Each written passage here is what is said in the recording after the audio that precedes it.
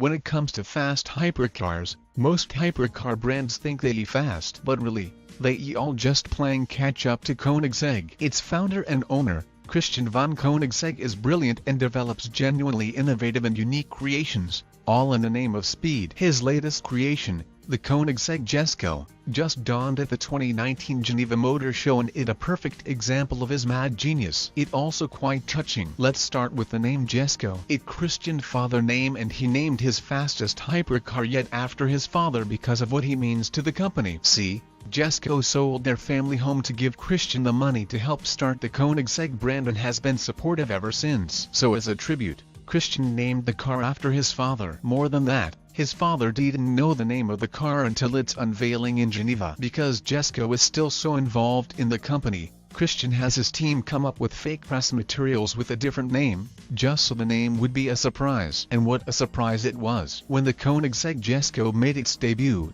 it shocked the entire automotive world with its claim that it can hit 300 mph. Never before has a road car even realistically sniffed 300 mph. Maybe 280 mph, but that extra 20 mph is incredibly difficult to attain. It must be said that the Jesko HASN actually recorded a 300 mph run, only in simulation. Still, knowing Koenigsegg, it should do it. The Jesko is based on a carbon fiber monocoque chassis and is extremely light. It also has some of the most extreme aero ever fitted to a production car. That boomerang rear wing alone looks like it should be bolted to something the Avengers would drive, not a production car for the road. According to the Swedes, the Jesko produces 1,000 kilograms of maximum downforce. Holy moly! What I find incredible is that Koenigsegg been able to give it that much downforce and extremely effective aerodynamics without making it look ridiculous. There's real beauty to it. It also gets carbon fiber wheels, of course, and the brand famous dihedral doors. Though, the latter are now hydraulically operated and can open and close hands-free. But that's not what you want to hear about. You want to hear about how it can get to 300 mph,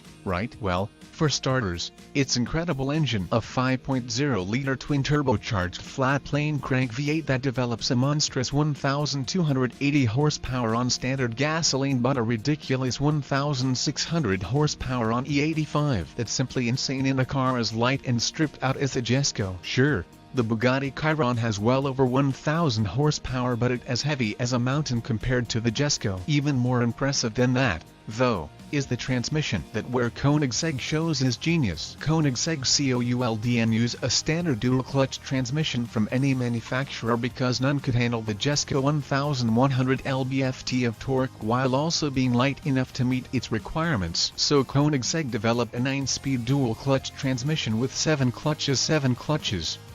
And one more for the differential. All of the clutches and flywheels are located inside the aluminum transmission housing. With 9 gears, 7 clutches and 8 actuators for the clutches, it only weighs 198 pounds, which is almost 100 pounds lighter than most other dual-clutch units. It's that complex for a specific reason. It can shift from any gear to any other gear. It's not necessarily sequential, so if it wants to shift up to 5th from 2nd, it can without touching 3rd or 4th. Vice versa as well, which is the important bit. The paddle shifters have a 2-stage travel, with the first stage firing off single, sequential shifts. But if you pull it past the second point of travel, it shifts to the lowest possible gear for maximum power and can do so in a blink. The Koenigsegg Jesko is the work of a mad genius and it's incredible. It also makes brands like BMW, Mercedes-Benz and Audi seem like amateurs. Admittedly, the Jesko will cost $3 million to start, so comparing it to a $40,000 3 Series is silly. Still, the engineering that went into the Jesko is mind-blowing.